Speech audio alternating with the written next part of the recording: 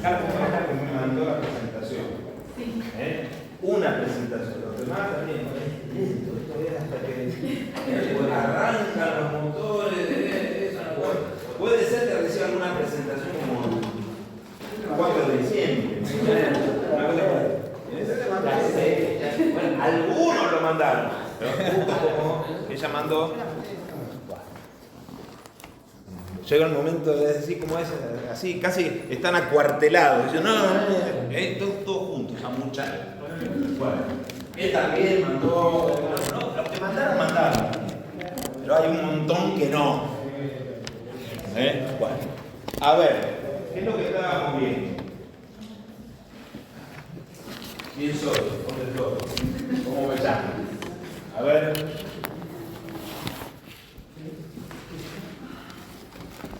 Bueno, habíamos cerrado con la historiografía como el saber del pasado, que ya veníamos hablando, pero bueno, lo volvimos a mencionar justo algún. Pero que hagamos, digamos, pero más que esto, les dije, una cosa es la historiografía igual. Pero habíamos empezado a hablar de las acepciones de la historia.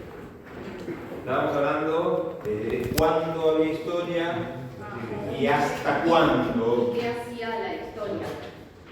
Ahora, lo que nosotros podemos ir diciendo,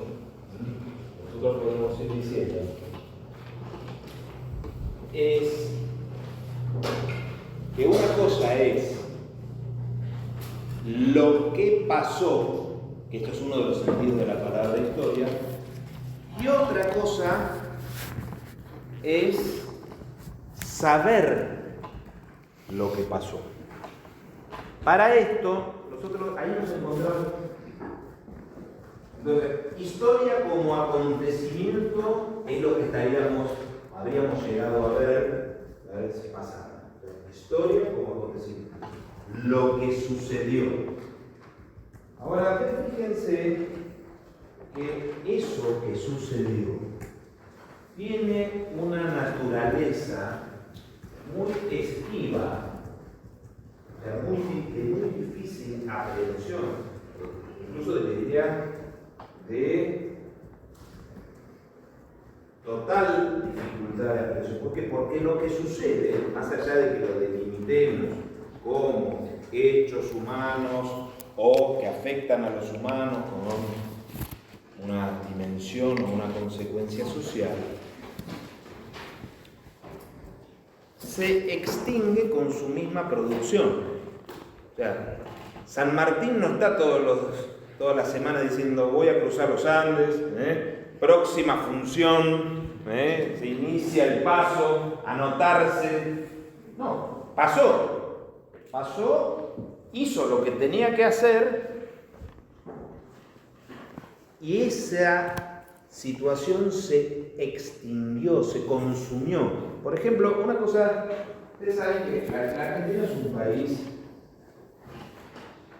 casi alternativo. Suceden cosas que son difícilmente creíbles. Ustedes imagínense lo siguiente. Tratemos de cerrar los ojos. Imagínense que hay un gobierno absolutamente autocrático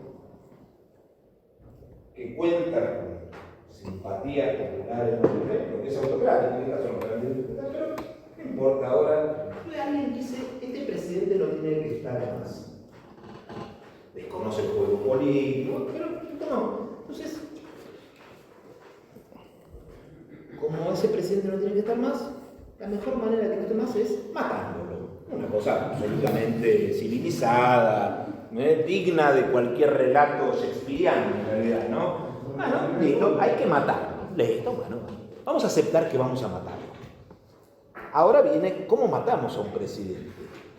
Y no hay nada mejor que matar a un presidente, ¿cómo? Bombardeando con aviones donde el presidente está, porque es la cosa más lógica que se te puede ocurrir. Entonces, hay unos tipos que hacen efectivamente eso, con una puntería que es digna de Mr. Magoo, más o menos. Porque bombardean la plaza, no bombardean donde está el presidente. Si vos contás eso así, no, esto no pasó. Sí pasó. ¿Está claro? Sí pasó. Pero vos no te lo creés. Te resulta difícil. De la misma manera que ese presidente, por ejemplo, en algún otro momento muy cercano a este, se dirige a sus simpatizantes diciendo que iba a repartir alambre para colgar a los enemigos de los faroles. Otra cosa como, claro, estas cosas demenciales pasan porque no es que hay un demente solo, hay un diálogo demencial. Claro, pero cuando vos te dicen, entonces, gracias a este señor también salieron a quemar templos, un montón de cosas. Ahora, bombardean, no, esto es joda. Ahora, por ejemplo, si alguno tiene un poco de curiosidad, va al Palacio de Hacienda, al Ministerio de Economía, y ve que hay unas placas de granito pulido, sólido, y ve que hay algunas placas que tienen agujeros, que tienen roturas, algunas. Porque cuando se reparó esto en los años 90, alguno con muy buen criterio dijo, vamos a dejar las marcas de lo que pasó. De la misma manera que en forma más contundente,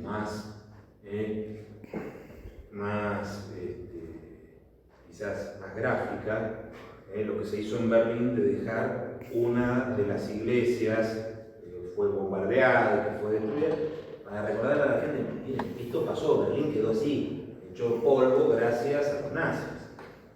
Bueno, entonces fíjense, la historia como acontecimiento se extingue, pero en su proceso de consumación y de agotamiento deja marquitas, deja cosas.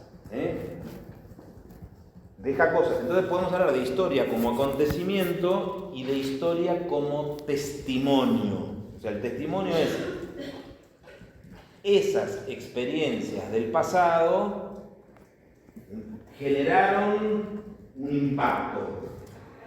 Generaron un impacto, dejaron una marca.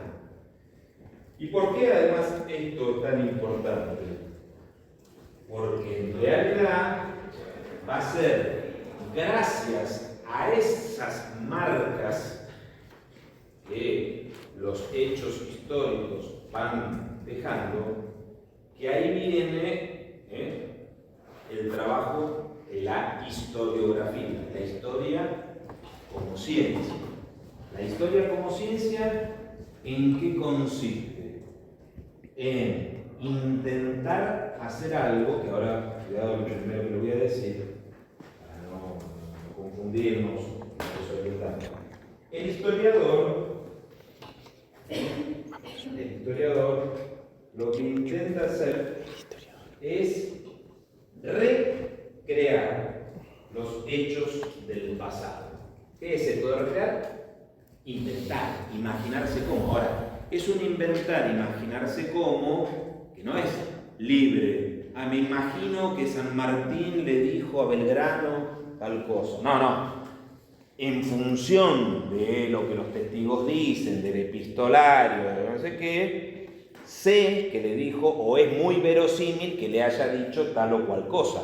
Esa recreación puede ser que un escritor también se imagine desde la libertad que le da la creatividad artística y que proponga alternativas muy interesantes, muy enriquecedoras, quizás ciertas o quizás aproximadas a la verdad, pero desde otro punto de vista. O sea, el arte también sirve de recreación. Ahora, el historiador hace esta recreación en función de elementos objetivos. Entonces, ¿qué es la historia como ciencia? Es una recreación rigurosa del pasado, rigurosa siguiendo determinadas pautas determinadas pautas planteadas en un método. En este método, por ejemplo, lo que los historiadores hacen en este imaginarse cómo las cosas fueron es, o debe ser, ir a fuentes. O sea, ¿qué son las fuentes? Estos testimonios de los que dijimos antes. Entonces, con estos testimonios, utilizando criterios de discernimiento avalados por la experiencia de la comunidad de expertos, es mucho más verosímil ciertos resultados. Por ejemplo, una de las cosas que tiene que pasar a veces es lo siguiente. Nosotros hablamos de los testimonios. A veces los testimonios no están, por lo que sea, porque se destruyeron, porque están perdidos, porque no se consideraron relevantes, porque están desordenados. Pero además también esos testimonios no necesariamente dicen la verdad. Lo único que podemos tener, bueno, por ejemplo, a veces dice, el documento dice. O sea, no estamos hablando de documento en un sentido jurídico como acto jurídico formal, sino, bueno, como una expresión, como una expresión representativa de acontecimientos. Ustedes fíjense que yo siempre planteo esto mismo. Imagínense que un visitante, un historiador, un experto, un antropólogo del siglo XVI-XVII descubre un protocolo notarial de 2025, donde dice que doña fulana de tal, de mi conocimiento doy fe, se hace presente en este acto. No, se utilizaba el don de la gente, se trataban de usted. Bueno, ¿por qué no podría ser esto así? ¿Se entiende lo que quiero señalar? O sea, hay cosas que aparecen, bueno, ahora hay que saber en qué medida, hay que saber traducir el pasado de estas cosas. ¿Por qué vamos a tener que pensar entonces que si hay cosas que son diferentes hoy respecto a lo que queda sentado? Una vez un amigo mío, señor mayor, decía, no sé qué cosa le comenté a un historiador, decía, por acá hay un memoria, una necrológica, y dice, no hay nada más falso que una necrológica. Este grano, este tipo se murió un hijo de puta. Y esto es así, o sea, es difícil, no, como se murió, se muere y pasa a ser bueno, uno que era una bosta. No, es una bosta muerta, ¿no? Pero claro, además también otra cosa, fíjense, hay reconstrucciones, a veces hay reconstrucciones que tratan de ser amables, también nosotros, nunca les pasó esto, por ejemplo, se reúnen los primos, y uno dice, ay, pobre la abuelita que me hacía los ravioles de seso los domingos. Y otro dice, esta vieja turra que me daba un cachetazo. Y es la misma vieja. Y sin embargo, para unos era casi una especie de ser angelical y para otro era el demonio con canas. Bueno, es la misma persona. A veces porque la persona tiene... No, también otra cosa. Vamos reconstruyendo imágenes. Entonces... Capaz que hemos tenido situaciones desagradables, construcciones personales dramáticas. Entonces, vamos reconstruyendo la historia. Ay, acá conocí a mi mujer. Acá conocí a mi mujer. Depende. Y esto tiene que ver con qué pasó con esa pareja y cómo se fue armando. Y entonces, y también los medios a nosotros nos modifican. No estoy hablando de que porque los medios sean necesariamente perversos, pero bueno, hay ciertos relatos sobre lo que pasó y lo que debía pasar y cómo lo vimos, que también influyen sobre nosotros. Yo los otros días estábamos hablando con mi señora, y, por ejemplo, ahora que estaban hablando de la guerra de Ucrania, yo en 2014 ni me registré que los rusos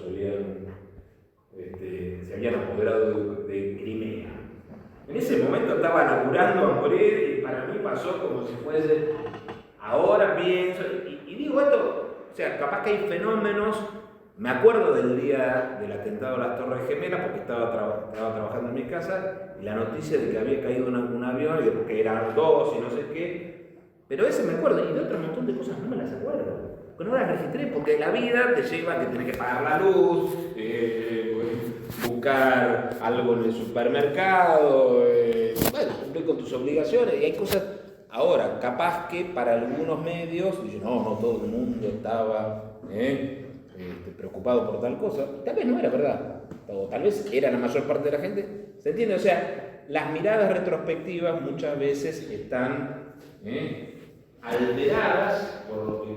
Entonces, esto es lo que el profesionalismo del historiador debe evitar. La primera cosa que uno tiene que tener en cuenta es las fuentes. Lo primero que tengo que hacer es pensar en si las fuentes son auténticas.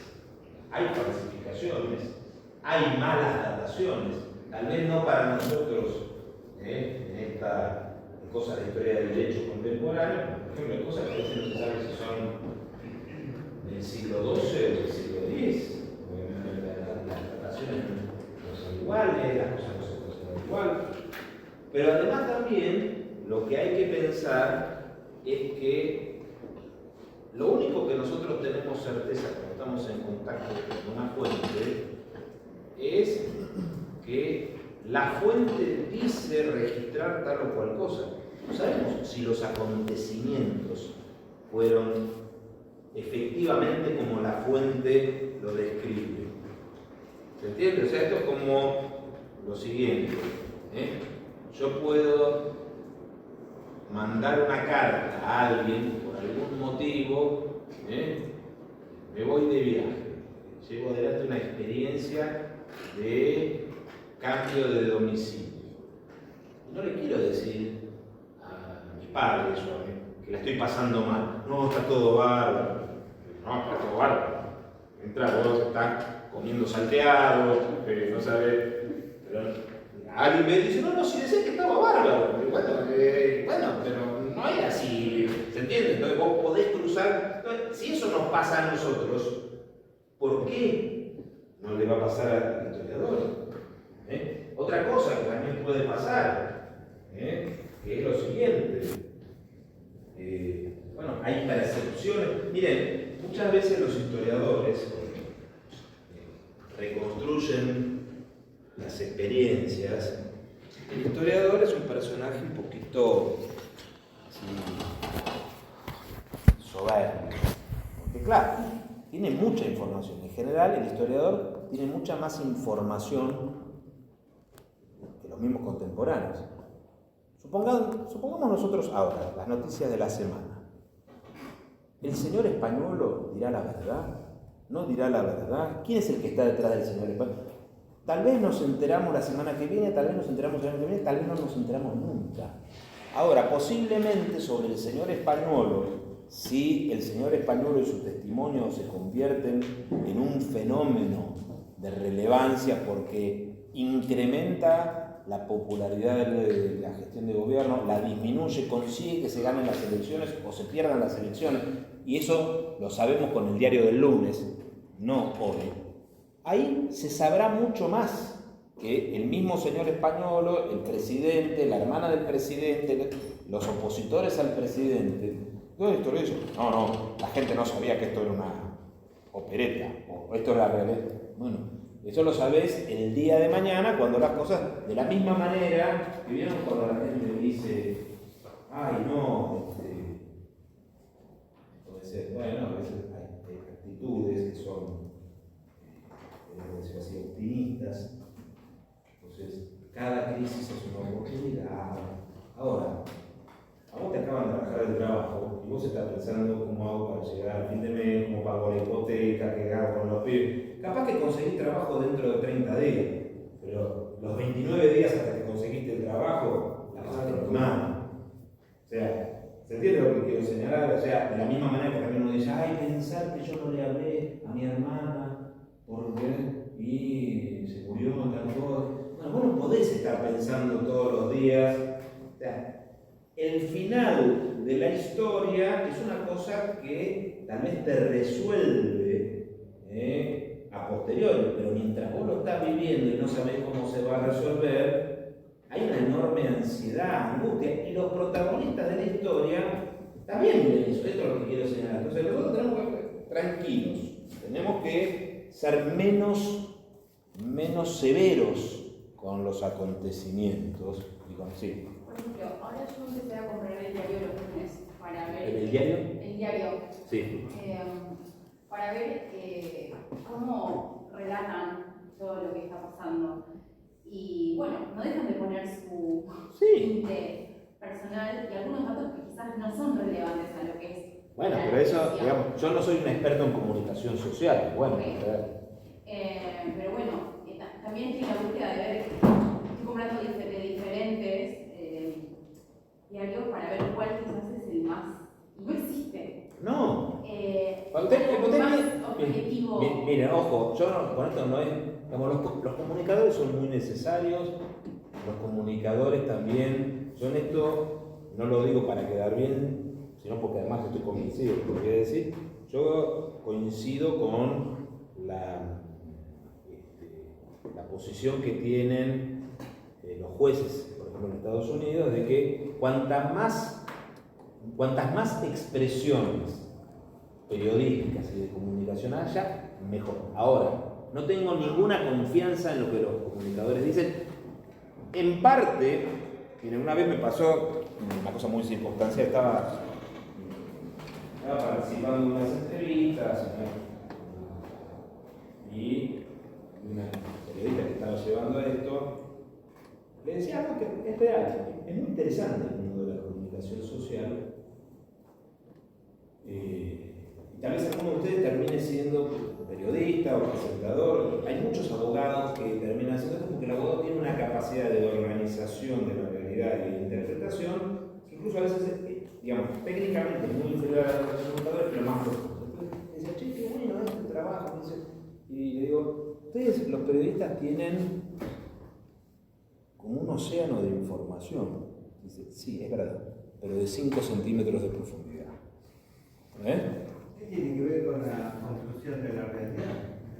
Pero además de la construcción, que está bien esto, pero además es con la velocidad y con la necesidad a veces de cubrir cosas. Entonces hoy te toca cubrir el Mundial en Oriente, mañana el volcán en las Islas Canarias y pasado mañana la producción de vino en Mendoza.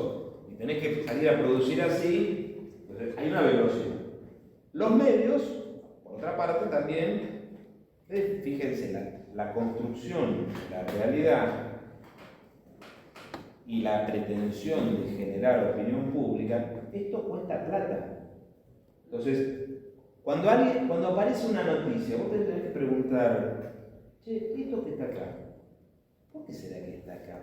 ¿Cuál es el sentido de que me publiquen una nota sobre X y aparezca en la página 3 del periódico o en el... Vos estás cenando y aparece algo sobre... Entonces, por ejemplo, a mí algo que me... Vamos a decir algo no político, pero... El diario Clarín hace más o menos un año y medio, tiene una nota cada 15 días, y no estoy haciendo un juicio moral, pero sobre los swingers.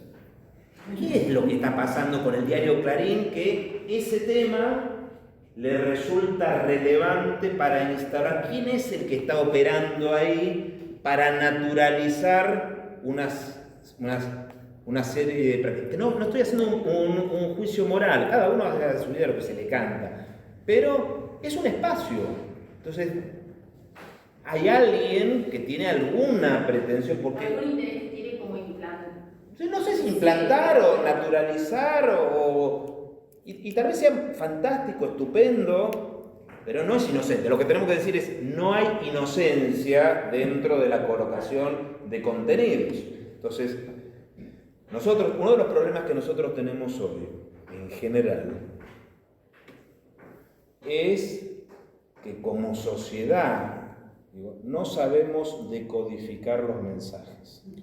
Y entonces, al no saber decodificar los mensajes, vos terminás siendo manipulado por los mensajes. Entonces, digamos, vos podés tener tus ideas, que son muy dignas porque son tuyas.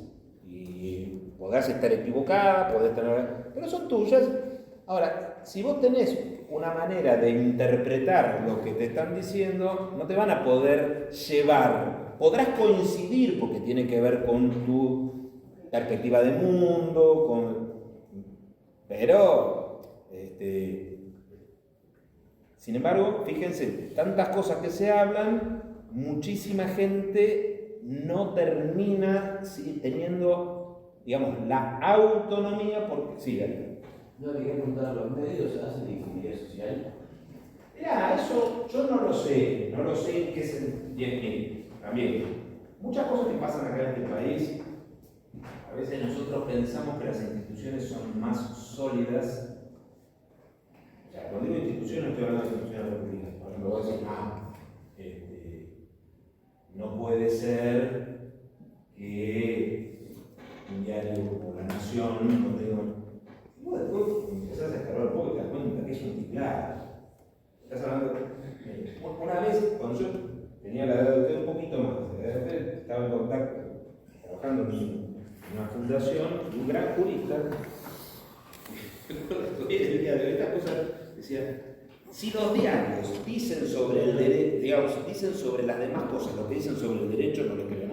Claro, cuando vos conocés, este tipo conocía, y entonces decía, estas cosas como cuando, hoy, por ejemplo, hoy se publicó una nota en el Clarín. A mí me encanta, una de las cosas que me divierte enormemente es ver los comentarios de la gente. Son las cosas más absurdas. Además, otra cosa, vos ves esto pasa también con las redes sociales, ves a un tipo que tiene, una vez esto también, me pasó en un curso, no sé cómo era, estaba dando derecho político, entonces, de los problemas, de la política, había un pibe sentado ahí en el fondo. Eso que no dicen nunca nada. Y profesor, había que matarlos a todos. Dije, asesino serial detected. Era una cosa así. Pero dice que nunca dice nada. Claro, ese era terrorífico. Y ahí hay un montón de tipos que vos vas en el Facebook, no sé qué, que el tipo que dice, no, que es un pilar de la comunidad, no sé, nazi confeso, una cosa que pero es el tipo que yo conozco. Sí, el tipo ahí mostró la hilacha. Ves una versión que en el colectivo, en el templo, ¿no? Pero hoy en el Clarín publican una nota que tiene, no sé, la imagen de Milei y el impacto en la justicia.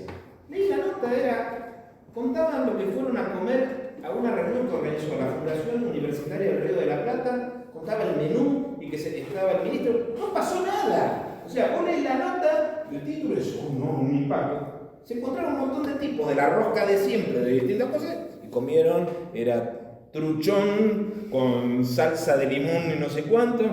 No tenía nada que ver con la nota. Bueno, ahora, aprendamos a usar, o sea, los medios, una cosa, ustedes piensen lo siguiente. cuesta mucha guita.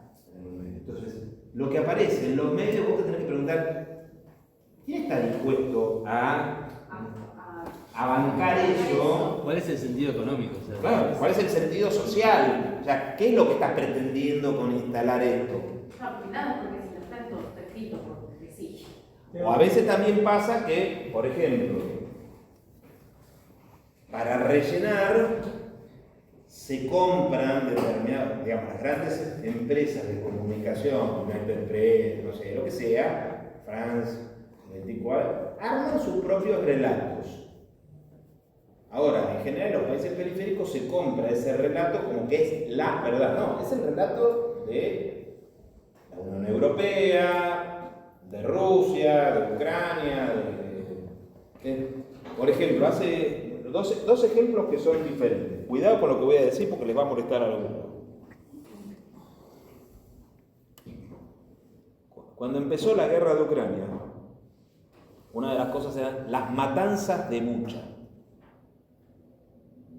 Lo que se veía ahí era un lugar y unas bolsas de plástico que se suponía que tenía cadáveres, que se suponía que eran cadáveres de ucranianos, que se suponía que eran cadáveres de ucranianos matados por los rusos. Era una suposición de una suposición de una suposición.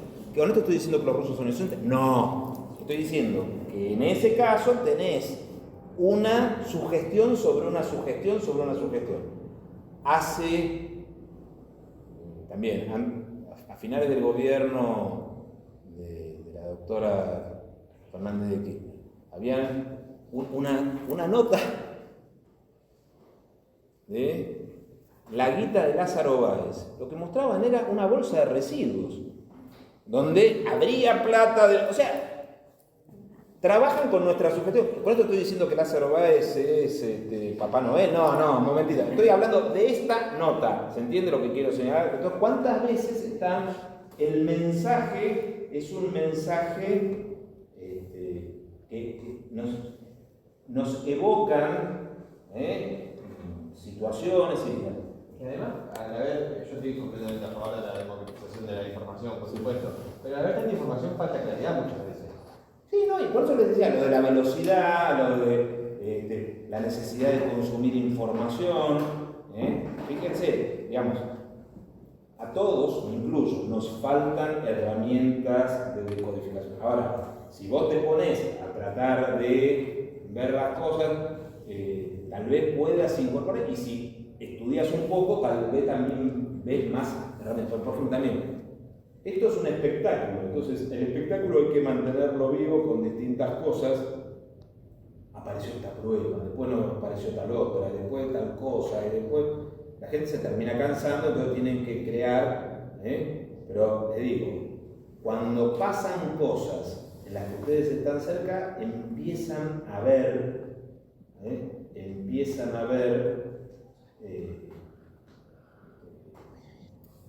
cómo las afirmaciones son parciales, son incompletas, son distorsionadas. Son potenciales. Dicen así, son potenciales. Sí, no, eso, bueno, pero eso y está mejor, pero cuando hacen una afirmación. Se supone que. No, pero eso por lo menos deja. Pero el tema es cuando, fíjense la cantidad de gente que algunos aparecen descubiertos y otros cubiertos. Un tipo que es un malandra total, pixelada la cara. El otro tipo apareció, nombre, apellido, vive en la casa tal. ¿Y por qué uno pixelado y otro no? Después, fíjense además también en la construcción también dentro de lo socialmente correcto. De repente detuvieron al sátiro de Núñez. Después el sátiro de Núñez pasa a ser un joven. La palabra de repente es joven, ya, es un muchacho. Están, no sé, empezamos los chicos de la guerra y después es pero es el mismo, los 18 años son iguales para todos. No, para algunos es una cosa, para otros. Bueno, es el uso del lenguaje. Ahora, esto que viene la reflexión a partir de lo nuestro, también pasa con la historia. O sea, el historiador tiene que saber decodificar lo que está leyendo.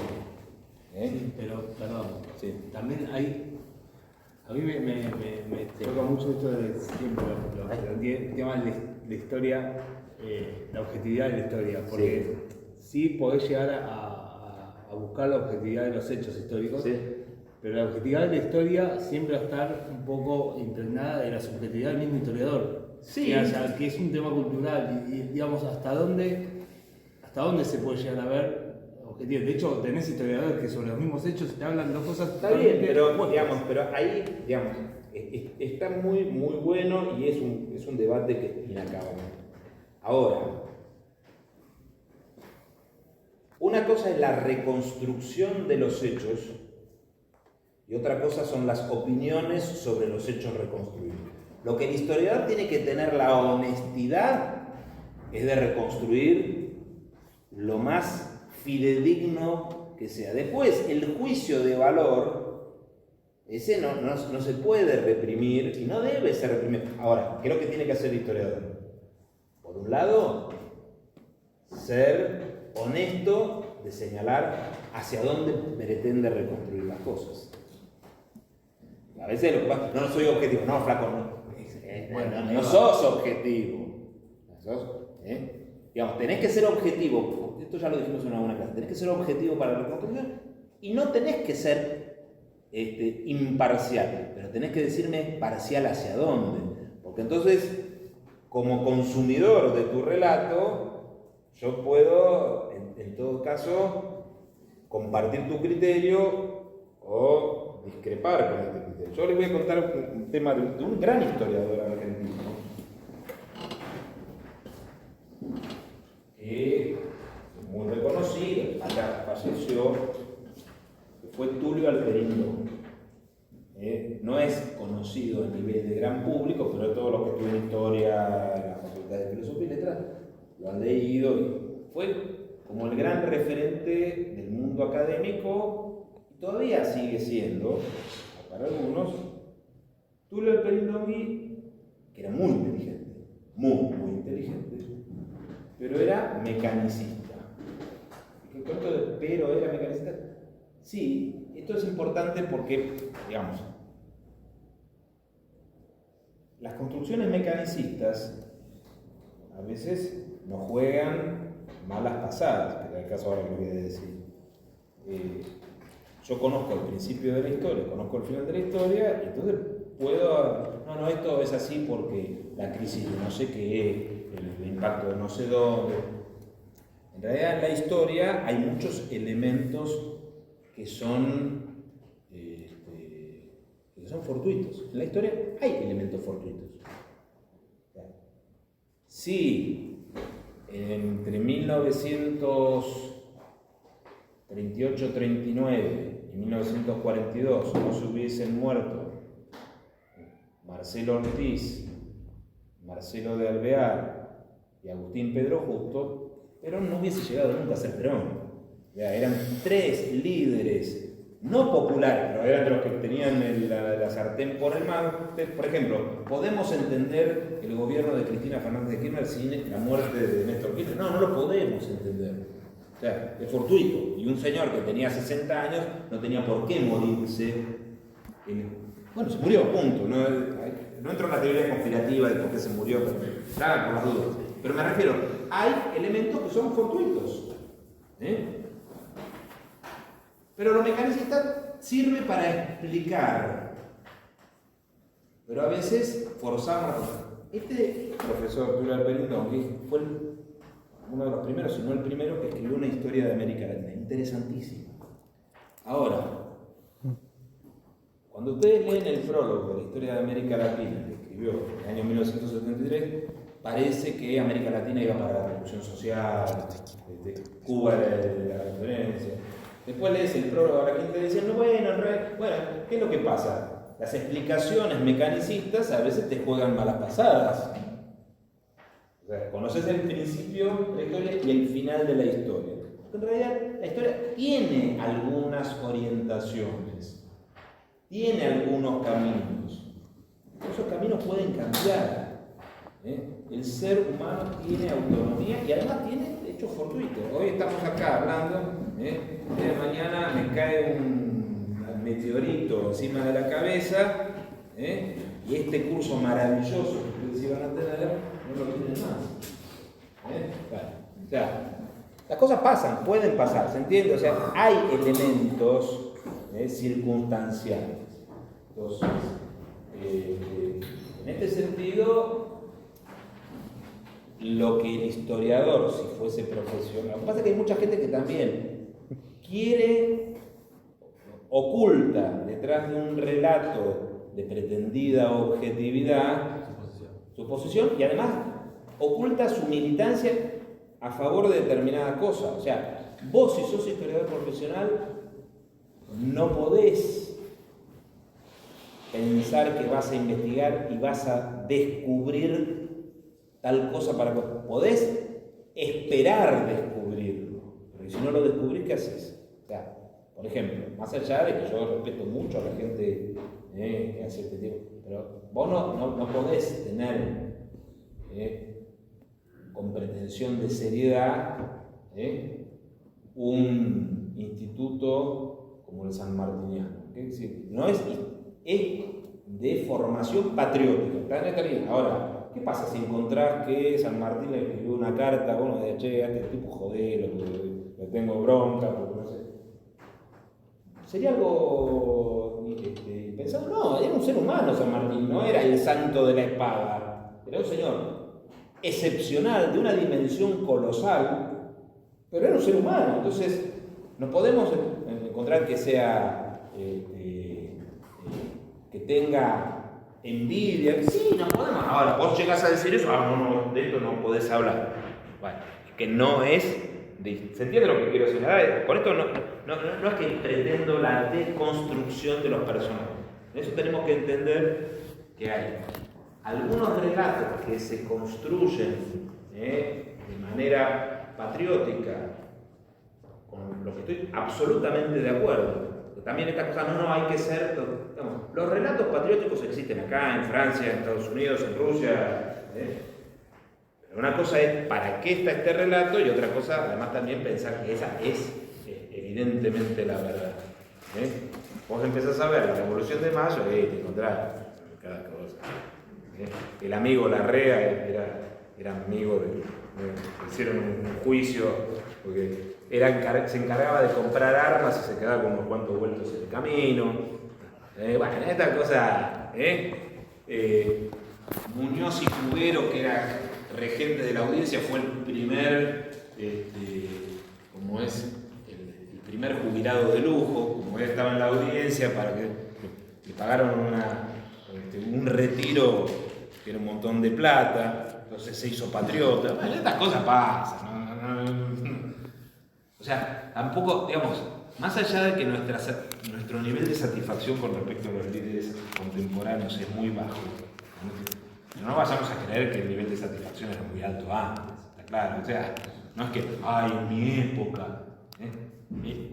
Tal vez para la próxima, si me puedo acordar, les voy a traer por ejemplo, una cosa que se escucha mucho hoy,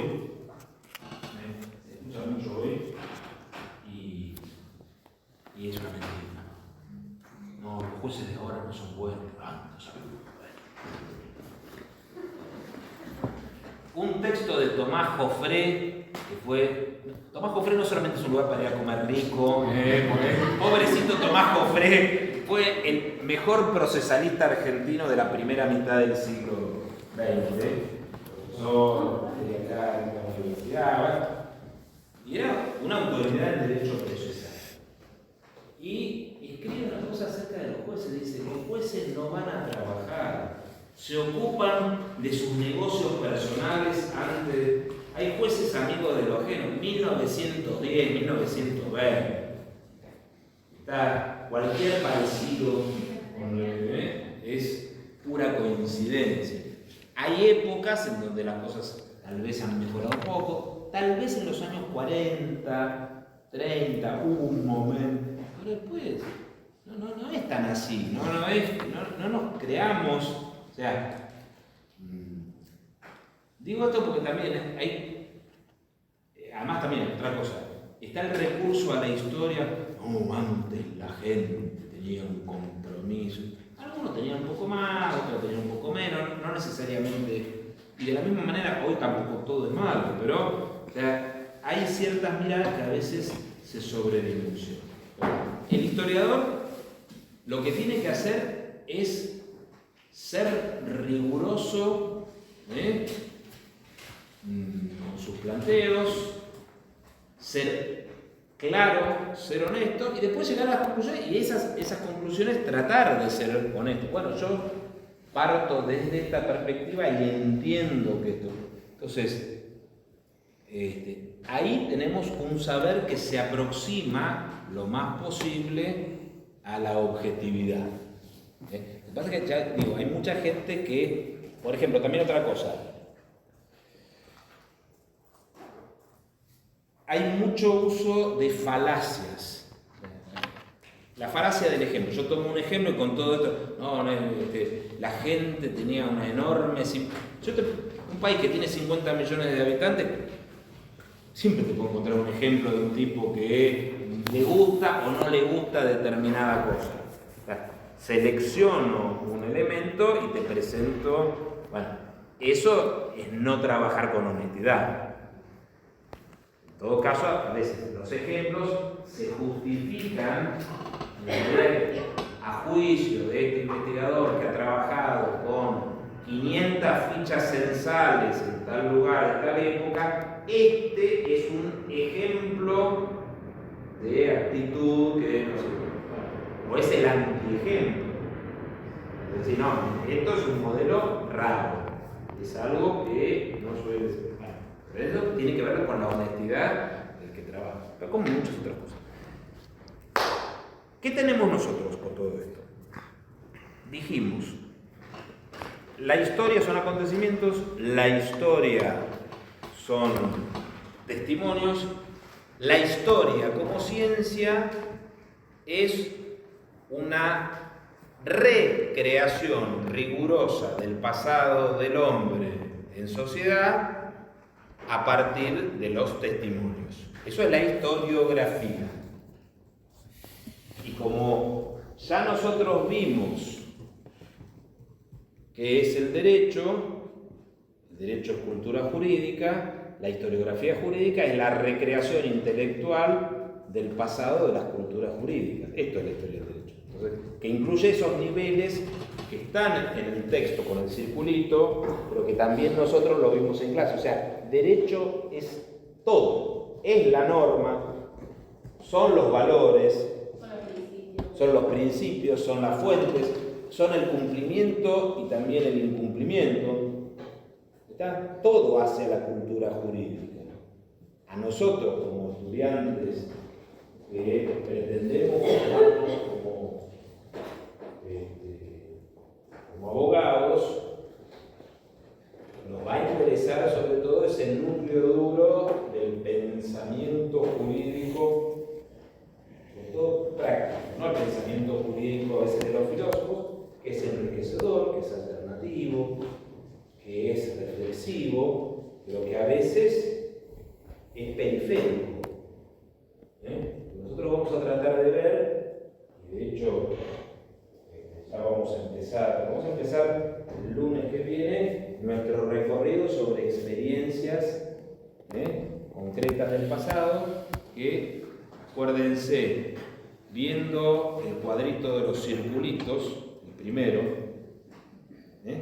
nuestra tradición jurídica se remonta 2500 años atrás. Empieza con el derecho romano. Y en este sentido, sin ánimo de tratar, ni de ofender, ni de minimizar, tenemos que, para bien, para mal, las experiencias de las comunidades nativas de América fueron muy poco significativas para nuestra realidad.